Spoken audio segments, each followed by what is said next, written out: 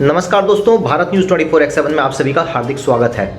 खाने में स्वादिष्ट और सेहत के लिए पोषक तत्वों से भरपूर ऐसा खाना मिले तो दिन अच्छा बन जाता है, क्योंकि हमें अपने खाने में सिर्फ हेल्दी फूड ही नहीं बल्कि टेस्ट भी पूरा चाहिए।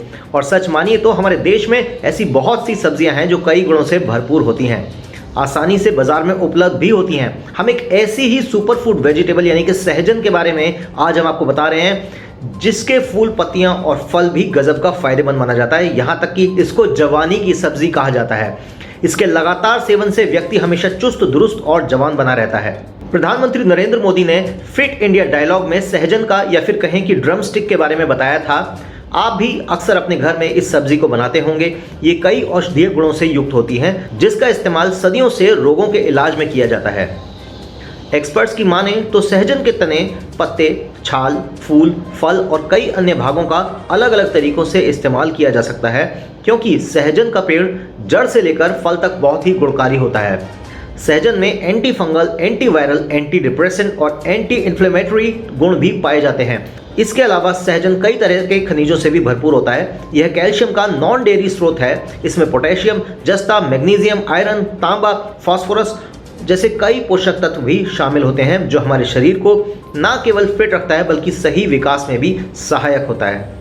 तो आइए जानते हैं कि आयुर्वेद में सहजन को अमृत क्यों कहा गया है। सहजन को आयुर्वेद में अमृत के समान माना गया है, क्योंकि सहजन को 300 से भी अधिक रोगों की औषधि माना जाता है। इसीलिए आयुर्वेद में इसे अमृत के समान माना गया है और इसे साधारण भाषा में जवानी की सब्जी कहा जाता है। इसके कोमल पत्ते और फल दोनों का प्रयोग सब्जी के रूप में किया जाता है। सहजन की फली, हरी पत्तियों और सूखे पत्तों में carbohydrate, potassium, iron, magnesium, vitamin A, C और बी कॉम्प्लेक्स प्रचुर मात्रा में पाए जाते हैं। आइए जानते हैं इसके यूजेस क्या हैं। सहजन के फल और पत्तियों का इस्तेमाल 3 अलग अलग तरीकों से किया जा सकता है।